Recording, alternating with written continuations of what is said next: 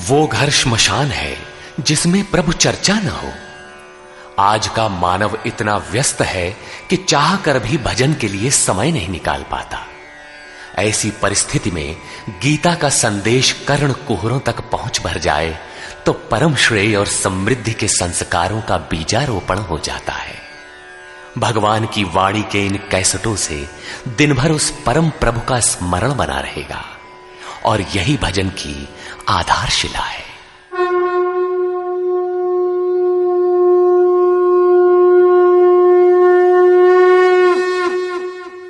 ओम श्री परमात्मने नमः। यथार्थ गीता श्रीमद् भगवत गीता अथ नवमोऽध्याय। प्रस्तुत अध्याय में योगेश्वर श्री कृष्ण ने स्वयं चर्चा की कि योग युक्त पुरुष का ऐश्वर्य कैसा है, सब में व्याप्त रहने पर भी वो कैसे निर्लेप है, करते हुए भी वो कैसे अकर्ता है। उस पुरुष के स्वभाव एवं प्रभाव पर प्रकाश डाला। योग को आचरण में ढालने पर आने वाले देवतादिक विघ्नों से सतर्क किया और उस पुरुष के शरण होने पर बल दिया। श्री भगवान उवाच।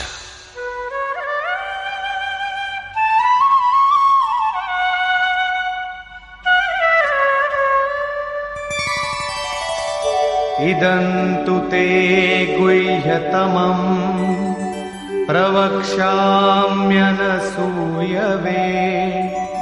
ज्ञानं विज्ञानसहितं यज्ञात्वा मोक्ष्यसे शुभात्। योगेश्वर श्री कृष्ण ने कहा, अर्जुन, असूया अर्थात डाह ईर्ष्या रहित तेरे लिए मैं इस परम गोपनीय ज्ञान को विज्ञान सहित कहूंगा, अर्थात प्राप्ति के पश्चात महापुरुष की रहनी के साथ कहूंगा कि कैसे वो महापुरुष सर्वत्र एक साथ कर्म करता है, कैसे वो जागृति प्रदान करता है, रथी बनकर आत्मा के साथ कैसे सदैव रहता है। यत् ज्ञात्वा, जिसे साक्षात जानकर तू दुख रूपी संसार से मुक्त हो जाएगा। वो ज्ञान कैसा है, इस पर कहते हैं, राजविद्या राजगुह्यं पवित्रमिदमुत्तमम् प्रत्यक्षावगमं धर्म्यं सुसुखं कर्तुमव्ययम्। विज्ञान से संयुक्त ये ज्ञान सभी विद्याओं का राजा है। विद्या का अर्थ भाषा ज्ञान अथवा शिक्षा नहीं है। विद्या ही का ब्रह्म गति प्रदाया सा विद्या या विमुक्तये। विद्या उसे कहते हैं कि जिसके पास आए उसे उठाकर ब्रह्म पथ पर चलाते हुए मोक्ष प्रदान कर दे।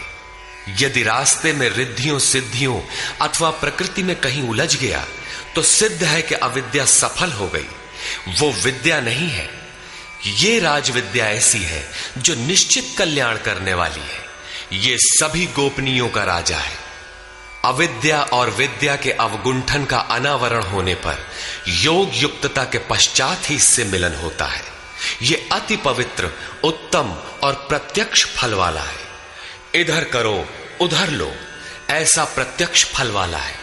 ये अंधविश्वास नहीं है कि इस जन्म में साधन करो, फल कभी दूसरे जन्मों में मिलेगा। ये परम धर्म परमात्मा से संयुक्त है। विज्ञान सहित ये ज्ञान करने में सरल और अविनाशी है। अश्रद्धाना पुरुषा धर्मस्यास्य परन्तप अप्राप्य मां निवर्तन्ते मृत्यु संसार वर्त्मनि। परंतप अर्जुन, इस धर्म में अर्थात जिसका थोड़ा भी साधन करने पर विनाश नहीं होता, श्रद्धा रहित पुरुष मुझे प्राप्त न होकर संसार क्षेत्र में भ्रमण करता ही रहता है। अतः श्रद्धा अनिवार्य है। क्या आप संसार से परे हैं? इस पर कहते हैं, मया ततमिदं सर्वं जगदव्यक्तमूर्तिना मत्स्थानि सर्वभूतानि न चाहं तेष्वस्थितः। मुझ अव्यक्त स्वरूप से ये सब जगत व्याप्त है, अर्थात मैं जिस स्वरूप में स्थित हूं वो सर्वत्र व्याप्त है। सभी प्राणी मुझ में स्थान पाए हैं, किंतु मैं उनमें स्थित नहीं हूं, क्योंकि मैं अव्यक्त स्वरूप में स्थित हूं। महापुरुष जिस अव्यक्त स्वरूप में स्थित हैं, वहीं से अर्थात शरीर छोड़कर उसी अव्यक्त स्तर से ही बात करते हैं। इसी क्रम में आगे कहते हैं, न च मत्स्थानि भूतानि पश्य मे योगमैश्वरम् भूतभृन्न च भूतस्थो ममात्मा भूतभावनः। वस्तुतः सब भूत भी मुझ में स्थित नहीं है, क्योंकि वे मरण धर्मा है, प्रकृति के आश्रित हैं। किंतु मेरे योग माया के ऐश्वर्य को देख कि जीवधारियों को उत्पन्न और पोषण करने वाला मेरा आत्मा भूतों में स्थित नहीं है। मैं आत्म स्वरूप हूं, इसलिए मैं उन भूतों में स्थित नहीं हूं। यही योग का प्रभाव है। इसको स्पष्ट करने के लिए योगेश्वर श्री कृष्ण दृष्टांत देते हैं। यथाकाशस्थितो नित्यं वायु सर्वत्र गो महान् तथा सर्वाणि भूतानि मत्स्थानीत्युपधारय। जैसे आकाश में ही उत्पन्न होने वाला महान वायु आकाश में सदैव स्थित है, किंतु उसे मलिन नहीं कर पाता, ठीक वैसे ही संपूर्ण भूत मुझ में स्थित है, ऐसा जान। ठीक इसी प्रकार मैं आकाशवत निर्लेप हूं, वे मुझे मलिन नहीं कर पाते। प्रश्न पूरा हुआ। यही योग का प्रभाव है। अब योगी करता क्या है, इस पर कहते हैं,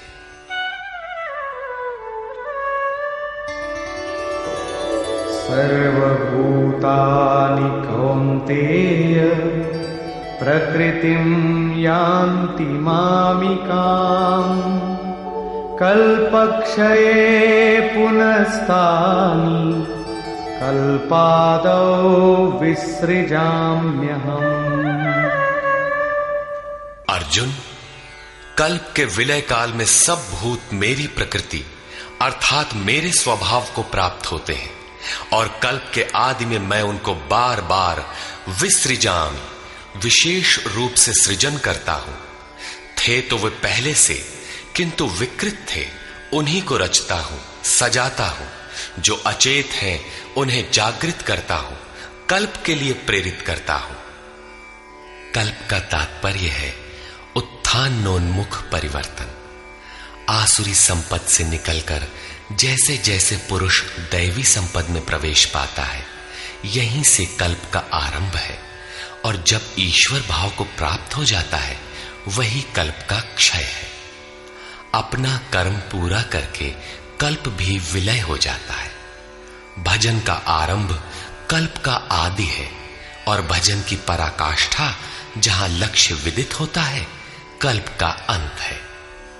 जब ये प्रत्यगात्मा योनियों के कारणभूत राग द्वेषादि से मुक्ति पाकर अपने शाश्वत स्वरूप में स्थिर हो जाए, इसी को श्री कृष्ण कहते हैं कि वो मेरी प्रकृति को प्राप्त होता है। जो महापुरुष प्रकृति का विलय करके स्वरूप में प्रवेश पा गया, उसकी प्रकृति कैसी? क्या उसमें प्रकृति शेष ही है? नहीं। अध्याय 3 के 33वें श्लोक में योगेश्वर श्री कृष्ण कह चुके हैं कि सभी प्राणी अपनी प्रकृति को प्राप्त होते हैं। जैसा उनके ऊपर प्रकृति के गुणों का दबाव है, वैसा करते हैं। और ज्ञानवानपि, प्रत्यक्ष दर्शन के साथ जानकारी वाला ज्ञानी भी अपनी प्रकृति के सदृश चेष्टा करता है। ये पीछे वालों के कल्याण के लिए करता है। पूर्ण ज्ञानी तत्व स्थित महापुरुष की रहनी ही उसकी प्रकृति है। वो अपने इसी स्वभाव में बरतता है। कल्प के क्षय में लोग महापुरुष की इसी रहनी को प्राप्त होते हैं। महापुरुष के इसी कृतित्व पर पुनः प्रकाश डालते हैं। प्रकृतिं स्वामवष्टभ्य विसृजामि पुनः पुनः भूतग्राममिमं कृत्स्नम् अवशं प्रकृतेर्वशात्। अपनी प्रकृति अर्थात महापुरुष की रहनी स्वीकार करके प्रकृतेर्वशांत, अपने अपने स्वभाव में स्थित प्रकृति के गुणों से परवश हुए इन संपूर्ण भूत समुदाय को मैं बारंबार विसृजाम, विशेष सृजन, विशेष रूप से सजाता हूं। इन्हें अपने स्वरूप की ओर बढ़ने के लिए प्रेरित करता हूं। तब तो आप इस कर्म से बंधे हैं। न च मां तानि कर्माणि निबध्नन्ति धनञ्जय उदासीनवदासीनम् असक्तं तेषु कर्मसु। अध्याय 4 के 9वें श्लोक में योगेश्वर श्री कृष्ण ने कहा था कि महापुरुष की कार्य प्रणाली अलौकिक है। अध्याय 9 के 4थे श्लोक में बताया, मैं अव्यक्त रूप से करता हूं। यहां भी वही कहते हैं, धनंजय, जिन कर्मों को मैं अदृश्य रूप से करता हूं उसमें मेरी आसक्ति नहीं है। उदासीन के सदृश स्थित रहने वाले मुझ परमात्म स्वरूप को वे कर्म नहीं बांधते, क्योंकि कर्म के परिणाम में जो लक्ष्य मिलता है उसमें मैं स्थित हूं। इसलिए उन्हें करने के लिए मैं विवश नहीं हूं। ये तो स्वभाव के साथ जुड़ी प्रकृति के कार्यों का प्रश्न था। महापुरुष की रहनी थी, उनकी रचना थी। अब मेरे अध्यास से जो माया रचती है वो क्या है? वो भी एक कल्प है। मयाध्यक्षेण प्रकृतिः सूयते सचराचरम् हेतुनानेन कौन्तेय जगत् विपरिवर्तते।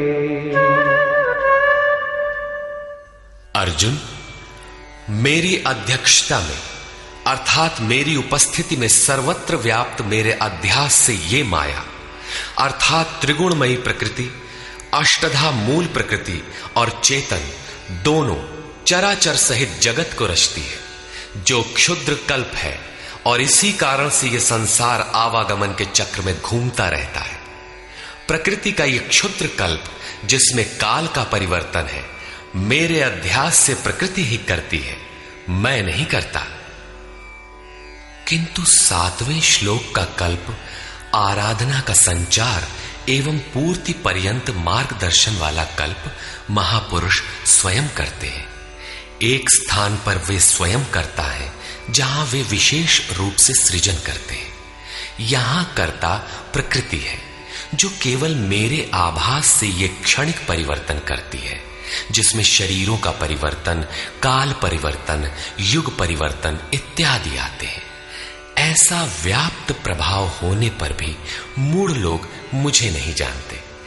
यथा अवजानन्ति मां मूढ़ा मानुषीं तनुमाश्रितम् परं भावमजानन्तो मम भूतमहेश्वरम्।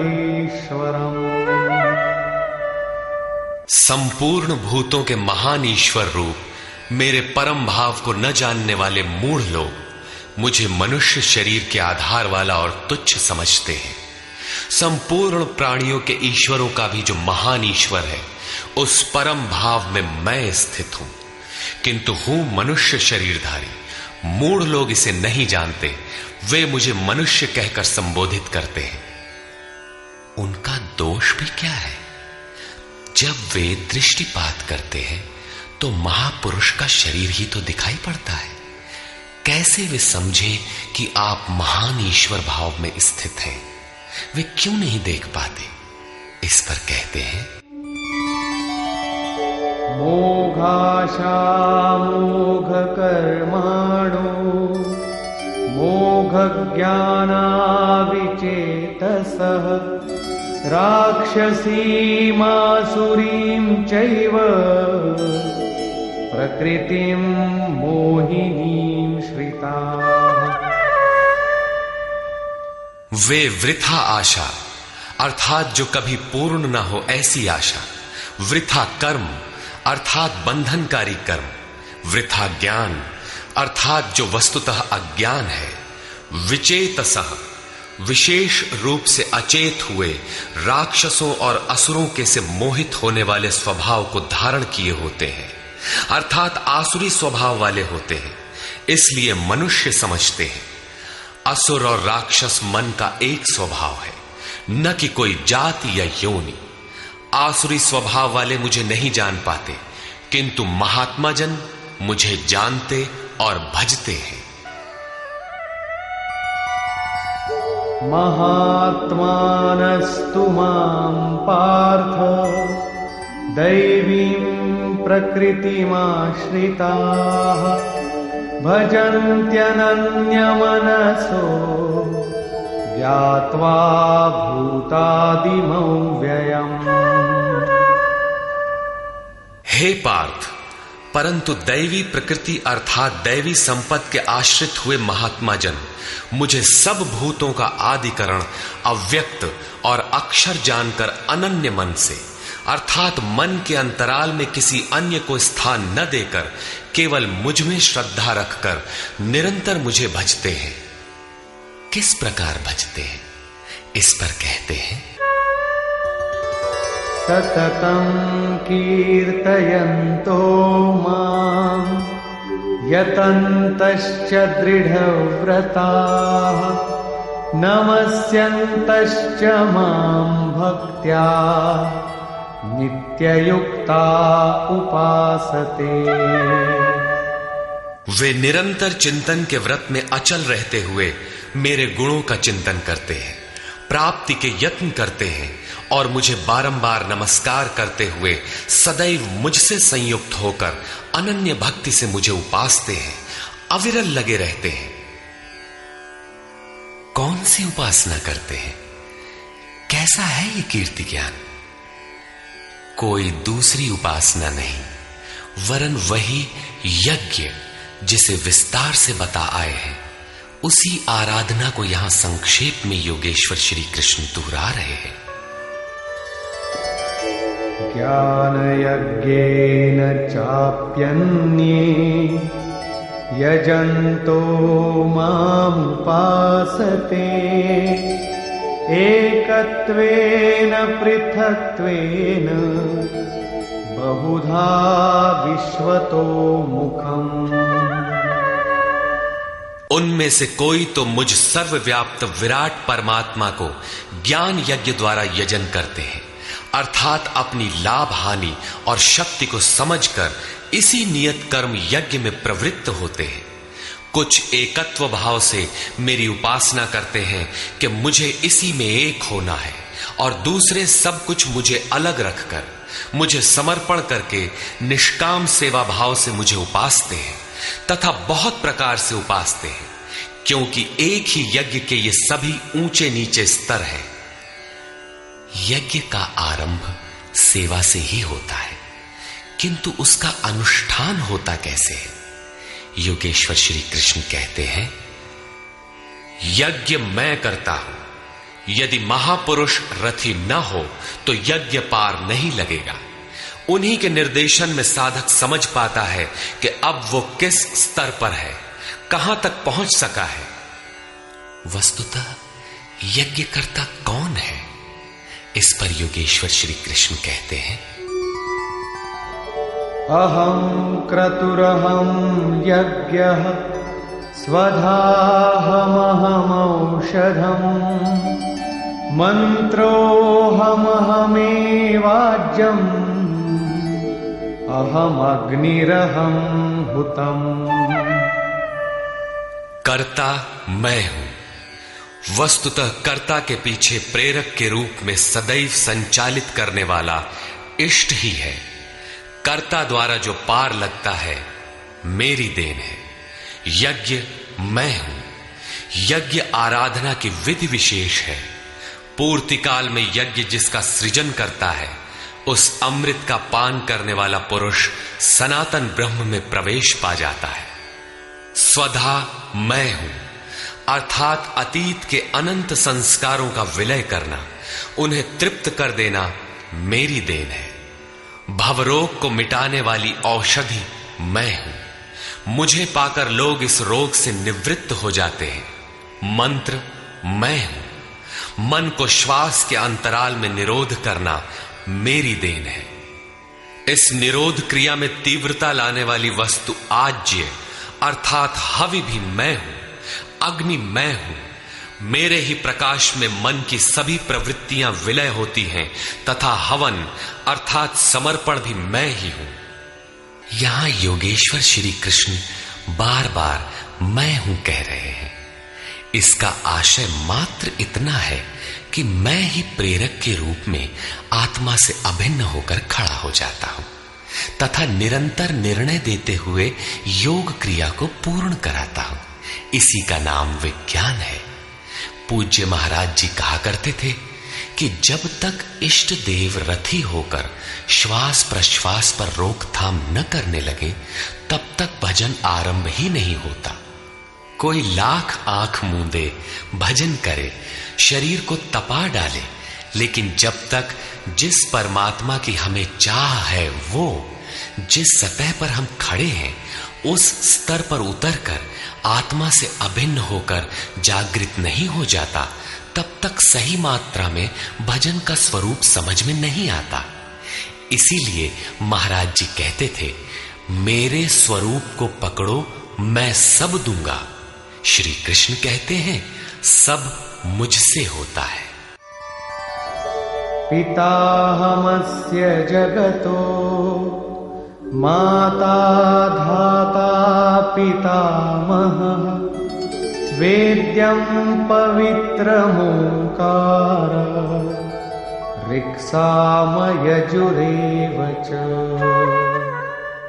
अर्जुन, मैं ही संपूर्ण जगत का धाता अर्थात धारण करने वाला, पिता अर्थात पालन करने वाला, माता अर्थात उत्पन्न करने वाला, पितामह अर्थात मूल उद्गम हूं जिसमें सभी प्रवेश पाते हैं, और जानने योग्य पवित्र ओंकार अर्थात जो अहम आकारः इति ओंकारः वो परमात्मा मेरे स्वरूप में है। सोहम, तत्वमसि इत्यादि एक दूसरे के पर्याय हैं। ऐसा जानने योग्य स्वरूप मैं ही हूं। ऋक् अर्थात संपूर्ण प्रार्थना, साम अर्थात समत्व दिलाने वाली प्रक्रिया, यजुः अर्थात यजन की विधि विशेष भी मैं ही हूं। योग अनुष्ठान के उक्त तीनों आवश्यक अंग मुझसे होते हैं। गतिर्भर्ता प्रभु साक्षी निवास शरणं सुहृत् प्रभवः प्रलय स्थानं निधानं बीजमव्ययम्। हे अर्जुन, गति है अर्थात प्राप्त होने योग्य परम गति, भर्ता भरण पोषण करने वाला, सबका स्वामी, साक्षी अर्थात दृष्टा रूप में स्थित सबको जानने वाला, सबका वास स्थान शरण लेने योग्य, अकारण प्रेमी मित्र, उत्पत्ति और प्रलय अर्थात शुभाशुभ संस्कारों का विलय तथा अविनाशी कारण मैं ही हूं। अर्थात अंत में जिनमें प्रवेश मिलता है वे सारी विभूतियां मैं ही हूं। तपाम्यहमहं वर्षं निगृह्णाम्युत्सृजामि च अमृतं चैव मृत्युश्च सदसच्चाहमर्जुन। मैं सूर्य रूप से तपता हूं, वर्षा को आकर्षित करता हूं, मृत्यु से परे अमृतत्व तथा मृत्यु, सत और असत सब कुछ मैं ही हूं। अर्थात जो परम प्रकाश प्रदान करता है वो सूर्य मैं ही हूं। कभी कभी भजने वाले मुझे असत भी मान बैठते हैं, वे मृत्यु को प्राप्त होते हैं। इस प्रकार कहते हैं, त्रैविद्या मां सोमपाः पूतपापाः यज्ञैरिष्ट्वा स्वर्गतिं प्रार्थयन्ते ते पुण्यमासाद्य सुरेन्द्रलोकम् अश्नन्ति दिव्यान् दिवि देवभोगान्। आराधना विद्या के तीनों अंग ऋक्, साम और यजु अर्थात प्रार्थना, समत्व की प्रक्रिया और यजन का आचरण करने वाले, सोम अर्थात चंद्रमा के क्षीण प्रकाश को पाने वाले, पाप से मुक्त होकर पवित्र हुए पुरुष उसी यज्ञ की निर्धारित प्रक्रिया द्वारा मुझे इष्ट रूप में पूजकर स्वर्ग के लिए प्रार्थना करते हैं। यही असत की कामना है जिससे वे मृत्यु को प्राप्त होते हैं, उनका पुनर्जन्म होता है। जैसा पिछले श्लोक में योगेश्वर ने बताया, वे पूजते मुझे ही हैं, उसी निर्धारित विधि से पूजते हैं, किंतु बदले में स्वर्ग की याचना करते हैं।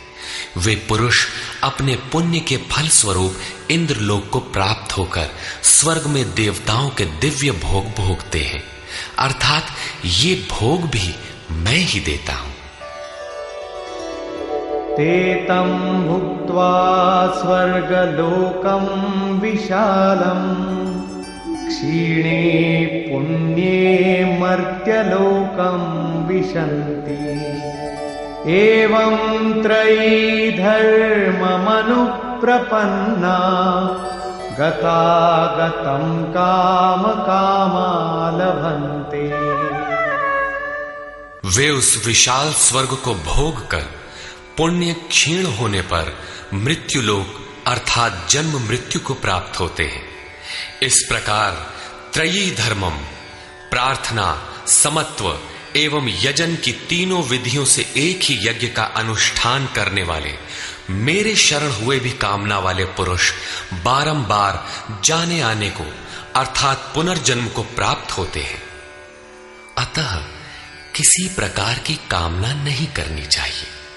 जो कामना नहीं करते उन्हें क्या मिलता है?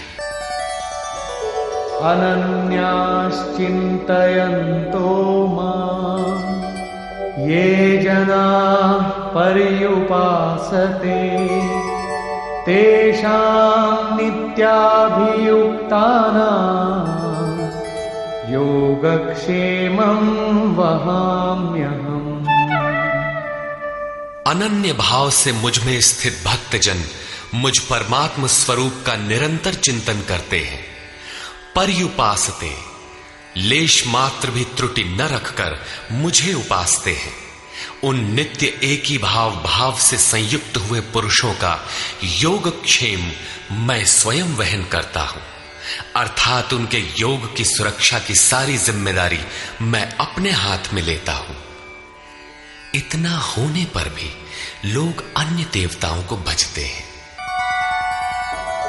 येऽप्यन्य देवता भक्ता यजन्ते श्रद्धयान्विताः तेऽपि मामेव कौन्तेय यजन्त्य विधिपूर्वकम्। कौन्तेय, श्रद्धा से युक्त हुए जो भक्त दूसरे दूसरे देवताओं को पूजते हैं वे भी मुझे ही पूजते हैं, किंतु उनका वो पूजना अविधि पूर्वक है। मेरी प्राप्ति की विधि से रहित है। यहां योगेश्वर श्री कृष्ण ने दूसरी बार देवताओं के प्रकरण को लिया है। सर्वप्रथम अध्याय 7 के 20वें से 23वें श्लोक तक उन्होंने कहा, अर्जुन, कामनाओं द्वारा जिनके ज्ञान का अपहरण कर लिया गया है, ऐसे मूढ़ बुद्धि पुरुष अन्य देवताओं की पूजा करते हैं, और जहां पूजा करते हैं वहां देवता नाम की सक्षम सत्ता तो है नहीं, परंतु पीपल, पत्थर, भूत, भवानी अथवा अन्यत्र जहां उनकी श्रद्धा झुक जाती है वहां कोई देवता नहीं है। मैं ही सर्वत्र हूं। उस स्थान पर मैं ही खड़ा होकर उनकी देव श्रद्धा को उन स्थानों पर स्थिर करता हूं। मैं ही फल का विधान करता हूं, फल देता हूं। फल निश्चित मिलता है, किंतु उनका फल नाशवान है। आज है तो कल भोगने में आ जाएगा, नष्ट हो जाएगा, जबकि मेरा भक्त नष्ट नहीं होता। अतः वे मूढ़ बुद्धि जिनके ज्ञान का अपहरण हो गया है वही अन्य देवता की पूजा करते हैं। प्रस्तुत अध्याय 9 के 23 से 25वें श्लोक तक योगेश्वर श्री कृष्ण पुनः दोहराते हैं, अर्जुन, जो श्रद्धा से अन्य अन्य देवताओं को पूजते हैं वे मुझे ही पूजते हैं, किंतु अविधि पूर्वक है। अब प्रश्न उठता है कि जब वे भी प्रकारांतर से आपको ही पूजते हैं और फल भी मिलता ही है, तो दोष क्या है? अहम हि सर्वयज्ञानां भोक्ता च प्रभुरेव च न तु मामभिजानन्ति तत्त्वेनातश्च वन्ति ते। संपूर्ण यज्ञों का भोक्ता अर्थात यज्ञ जिसमें विलय होते हैं, यज्ञ के परिणाम में जो मिलता है वो मैं हूं और स्वामी भी मैं ही हूं, परंतु वे मुझे तत्व से भली प्रकार नहीं जानते, इसलिए च्यवंती गिरते हैं। अर्थात वे कभी अन्य देवताओं में गिरते हैं और तत्व से जब तक नहीं जानते तब तक कामनाओं से भी गिरते हैं। उनकी गति क्या है? यान्ति देवव्रता देवान् पितॄन् यान्ति पितृव्रता भूतानि यान्ति भूतेजा यान्ति मद्याजिनोऽपि माम्। अर्जुन, देवताओं को पूजने वाले देवताओं को प्राप्त होते हैं। देवता हैं तो परिवर्तित सत्ता, वे अपने सदकर्मानुसार जीवन व्यतीत करते हैं। पितरों को पूजने वाले पितरों को प्राप्त होते हैं, अर्थात अतीत में उलझे रहते हैं। भूतों को पूजने वाले भूत होते हैं, शरीर धारण करते हैं, और मेरा भक्त मुझे प्राप्त होता है। वे मेरे साक्षात स्वरूप होते हैं, उनका पतन नहीं होता। इतना ही नहीं, मेरी पूजा का विधान भी सरल है। पत्रं पुष्पं फलं तोयं यो मे भक्त्या प्रयच्छति तदहं भक्त्युपहृतम् अश्नामि प्रयतात्मनः। भक्ति का आरंभ यहीं से है कि पत्र, पुष्प, फल, जल इत्यादि जो कोई मुझे भक्ति पूर्वक अर्पित करता है, मन से प्रयत्न करने वाले उस भक्त का वो सब मैं खाता हूं, अर्थात स्वीकार करता हूं।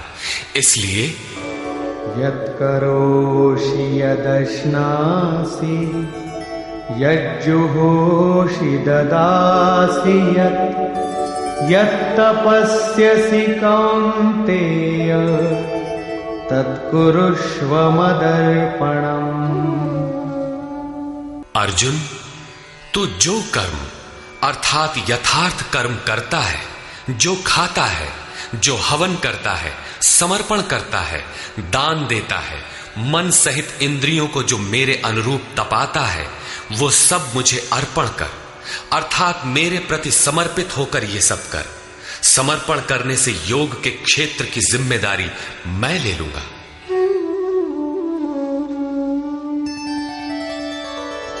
शुभाशुभ फलैरेवम् मोक्ष्यसे कर्म बन्धनैः संन्यासयोगयुक्तात्मा विमुक्तो मामुपैष्यसि। इस प्रकार सर्वस्व के न्यास संन्यास योग से युक्त हुआ तू शुभाशुभ फलदाता कर्मों के बंधन से मुक्त होकर मुझे प्राप्त होगा।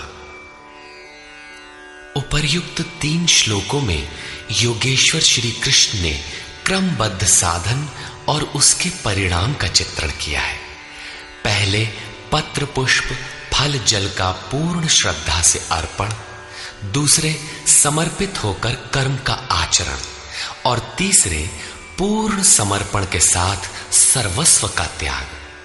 इनके द्वारा कर्म बंधन से विमुक्त अर्थात विशेष रूप से मुक्त हो जाएगा।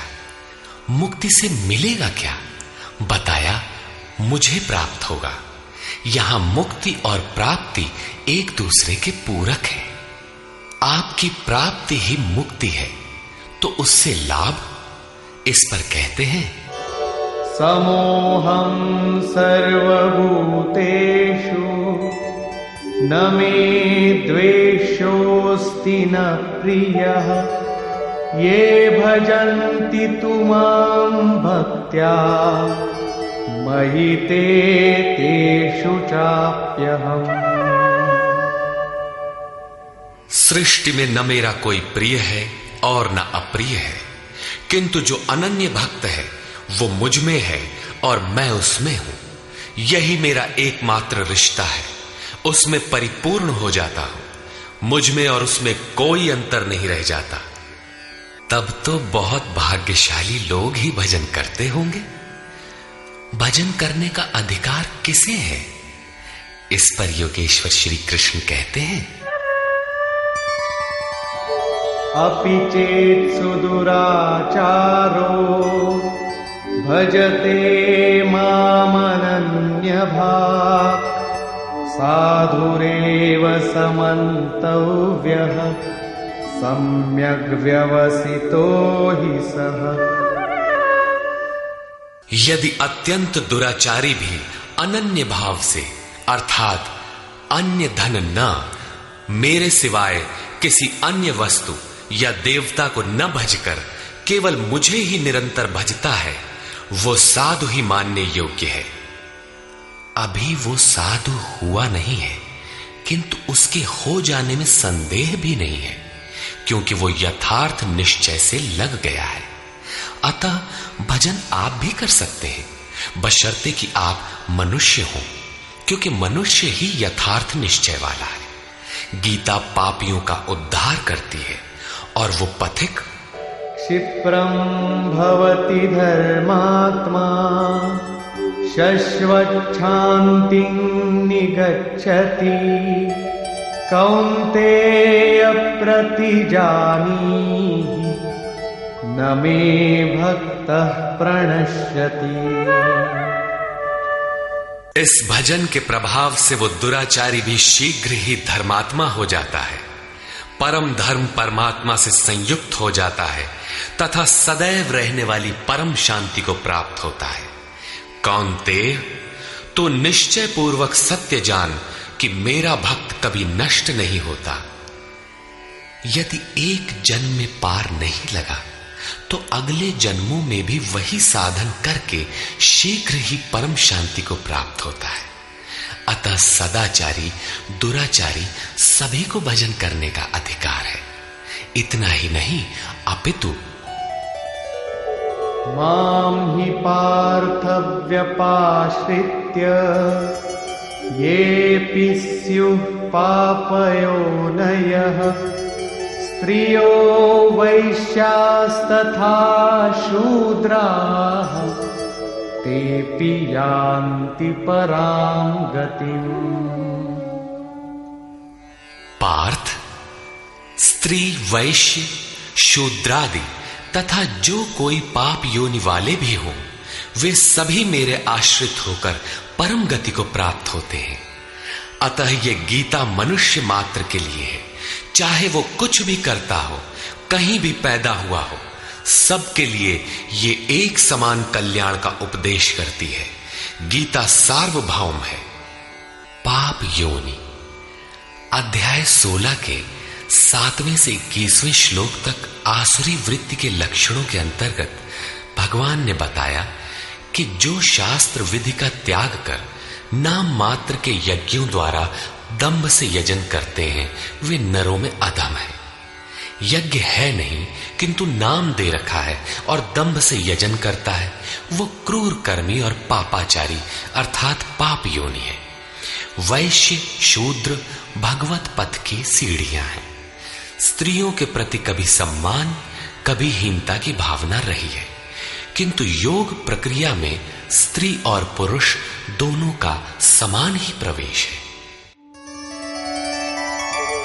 किम पुनर्ब्राह्मणा पुण्या भक्ता राजर्षयस्तथा अनित्यमसुखं लोकम् इमं प्राप्य भजस्व माम्।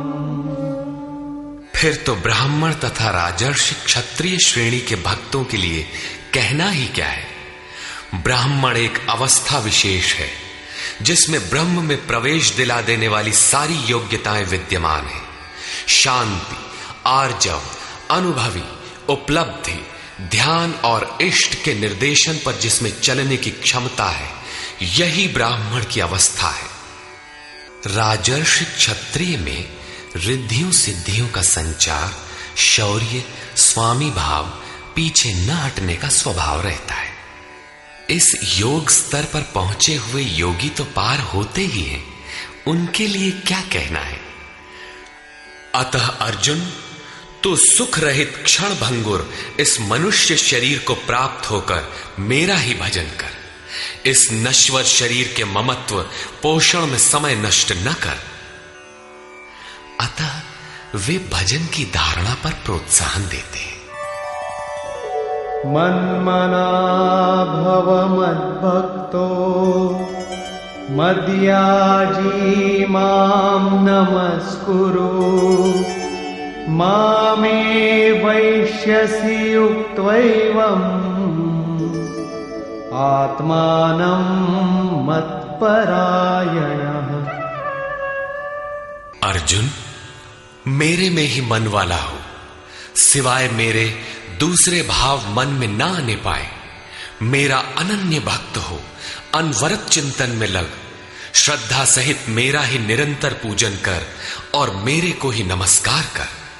इस प्रकार मेरे शरण हुआ आत्मा को मुझ में एक ही भाव से स्थित कर, तू मुझे ही प्राप्त होगा, अर्थात मेरे साथ एकता प्राप्त करेगा। निष्कर्ष, इस अध्याय के आरंभ में श्री कृष्ण ने कहा, अर्जुन, तुझ दोष रहित भक्त के लिए मैं इस ज्ञान को विज्ञान सहित कहूंगा, जिसे जानकर कुछ भी जानना शेष नहीं रहेगा। इसे जानकर तू संसार बंधन से छूट जाएगा। यह ज्ञान संपूर्ण विद्याओं का राजा है। विद्या वह है जो परब्रह्म में प्रवेश दिलाए। यह ज्ञान उसका भी राजा है, अर्थात निश्चित कल्याण करने वाला है। यह संपूर्ण गोपनीयों का भी राजा है। गोपनीय वस्तु को भी प्रत्यक्ष कराने वाला है। यह प्रत्यक्ष फल वाला, साधन करने में सुगम और अविनाशी है। इसका थोड़ा भी साधन आपसे पार लग जाए तो इसका कभी नाश नहीं होता, वरन इसके प्रभाव से वह परम श्रेय तक पहुंच जाता है। किंतु इसमें एक शर्त है, श्रद्धा विहीन पुरुष परम गति को प्राप्त न होकर संसार चक्र में भटकता है। योगेश्वर श्री कृष्ण ने योग के ऐश्वर्य पर भी प्रकाश डाला। दुख के संयोग का वियोग ही योग है, अर्थात जो संसार के संयोग वियोग से सर्वथा रहित है, उसका नाम योग है। परम तत्व परमात्मा के मिलन का नाम योग है। परमात्मा की प्राप्ति ही योग की पराकाष्ठा है। जो इसमें प्रवेश पा गया, उस योगी के प्रभाव को देख कि संपूर्ण भूतों का स्वामी और जीवधारियों का पोषण करने वाला होने पर भी मेरा आत्मा उन भूतों में स्थित नहीं है। मैं आत्म स्वरूप में स्थित हूं, वही हूं जैसे आकाश से उत्पन्न सर्वत्र विचरने वाला वायु आकाश में ही स्थित है, किंतु उसे मलिन नहीं कर पाता। उसी प्रकार संपूर्ण भूत मुझ में स्थित है, लेकिन मैं उनमें लिप्त नहीं हूं। अर्जुन, कल्प के आदि में मैं भूतों को विशेष प्रकार से रचता हूं, सजाता हूं, और कल्प के पूर्ति काल में संपूर्ण भूत मेरी प्रकृति को अर्थात योगारूढ़ महापुरुष की रहनी को, उनके अव्यक्त भाव को प्राप्त होते हैं। यद्यपि महापुरुष प्रकृति से परे हैं, किंतु प्राप्ति के पश्चात स्वभाव अर्थात स्वयं में स्थित रहते हुए लोक संग्रह के लिए जो कार्य करता है, वह उसकी एक रहनी है। इसी रहनी के कार्यकलाप को उस महापुरुष की प्रकृति कहकर संबोधित किया गया है। एक रचयिता तो मैं हूं जो भूतों को कल्प के लिए प्रेरित करता हूं, और दूसरी रचयिता त्रिगुणमयी प्रकृति है जो मेरे अध्यास से चराचर सहित भूतों को रचती है। यह भी एक कल्प है जिसमें शरीर परिवर्तन, स्वभाव परिवर्तन और काल परिवर्तन निहित है। इस प्रकार कल्प दो प्रकार के हैं। एक तो वस्तु का, शरीर और काल का परिवर्तन कल्प है। यह परिवर्तन प्रकृति ही मेरे आभास से करती है, किंतु इससे महान कल्प जो आत्मा को निर्मल स्वरूप प्रदान करता है, उसका श्रृंगार महापुरुष करते हैं। वे अचेत भूतों को सचेत करते हैं। भजन का आदि ही इस कल्प का आरंभ है, और भजन की पराकाष्ठा कल्प का अंत है। जब यह कल्प भवरोग से पूर्ण निरोग बनाकर शाश्वत ब्रह्म में प्रवेश अर्थात स्थिति दिला देता है, उस प्रवेश काल में योगी मेरी रहनी और मेरे स्वरूप को प्राप्त होता है।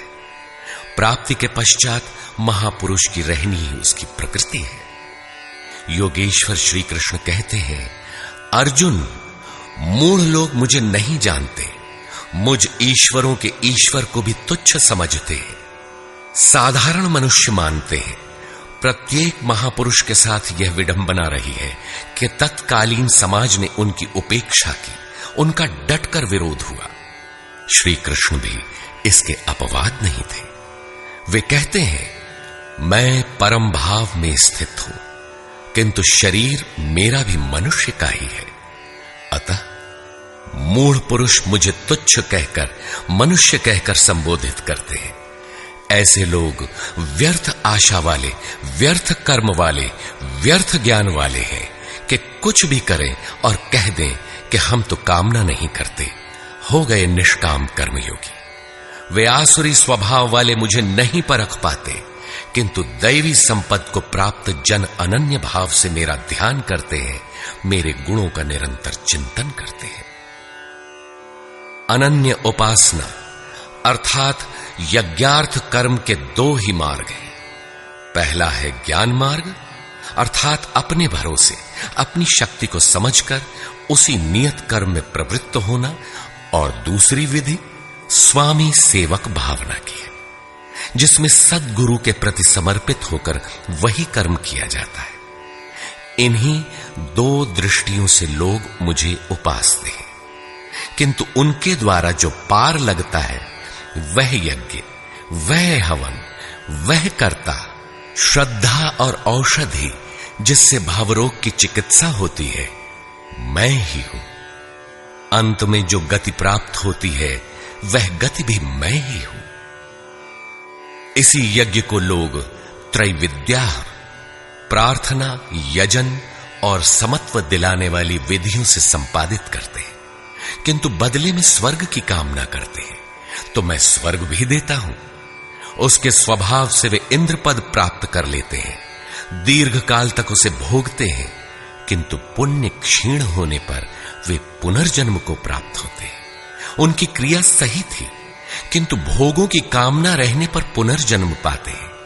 अतः भोगों की कामना नहीं करनी चाहिए। जो अनन्य भाव से अर्थात मेरे सिवाय दूसरा है ही नहीं, ऐसे भाव से जो निरंतर मेरा चिंतन करते हैं, लेश मात्र भी त्रुटि न रह जाए, ऐसे जो भजते हैं, उनके योग की सुरक्षा का भार मैं अपने हाथ में ले लेता हूं। इतना होने पर भी कुछ लोग अन्य देवताओं की पूजा करते हैं। वे भी मेरी ही पूजा करते हैं, किंतु वह मेरी प्राप्ति की विधि नहीं है। वे संपूर्ण यज्ञों के भोक्ता के रूप में मुझे नहीं जानते, अर्थात उनकी पूजा के परिणाम में मैं नहीं मिलता, इसीलिए उनका पतन हो जाता है।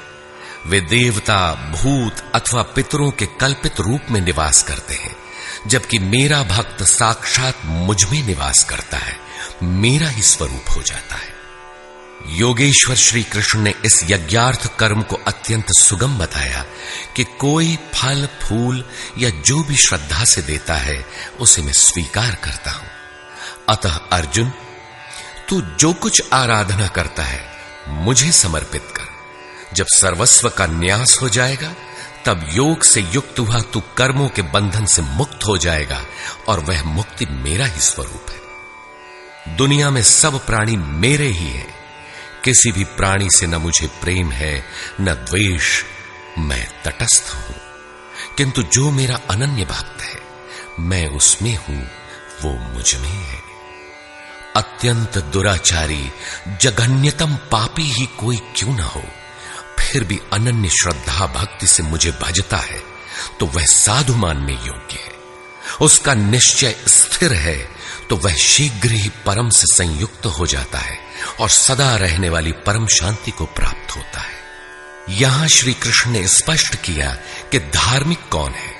सृष्टि में जन्म लेने वाला कोई भी प्राणी अनन्य भाव से एक परमात्मा को भजता है, उसका चिंतन करता है, तो वह शीघ्र ही धार्मिक हो जाता है। अतः धार्मिक वह है जो एक परमात्मा का सुमिरन करता है। अंत में आश्वासन देते हैं, अर्जुन, मेरा भक्त कभी नष्ट नहीं होता। कोई शूद्र हो, नीच हो, आदिवासी हो या अनादिवासी या कुछ भी नामधारी हो, पुरुष अथवा स्त्री हो अथवा पाप योनि तिर्यक योनि वाला भी जो हो, मेरी शरण होकर परम श्रेय को प्राप्त होता है। इसलिए अर्जुन, सुख रहित क्षण भंगुर किंतु दुर्लभ मनुष्य शरीर को पाकर मेरा भजन कर। फिर तो जो ब्रह्म में प्रवेश दिलाने वाली योग्यताओं से युक्त है, उस ब्राह्मण तथा जो राजर्षित्व के स्तर से भजने वाला है, ऐसे योगी के लिए कहना ही क्या है, वह तो पार ही है। अतः अर्जुन, निरंतर मुझ में मन वाला हो, निरंतर नमस्कार कर। इस प्रकार मेरी शरण में हुआ तू मुझे ही प्राप्त होगा, जहां से पीछे लौटकर नहीं आना पड़ता। प्रस्तुत अध्याय में उस विद्या पर प्रकाश डाला गया जिसे श्री कृष्ण स्वयं जागृत करते हैं। यह राज विद्या है जो एक बार जागृत होने पर निश्चित कल्याण करती है। अतः ओम तत्सदिति श्रीमद्भगवद गीता सूपनिषत्सु ब्रह्म विद्यायाम योग शास्त्रे श्री कृष्णार्जुन संवादे राज विद्या जागृति नाम नवमोऽध्यायः। इस प्रकार स्वामी अड़गड़ानंद कृत श्रीमद् भगवद गीता के भाष्य यथार्थ गीता का 9वां अध्याय पूर्ण होता है। हरि ओम तत्सत।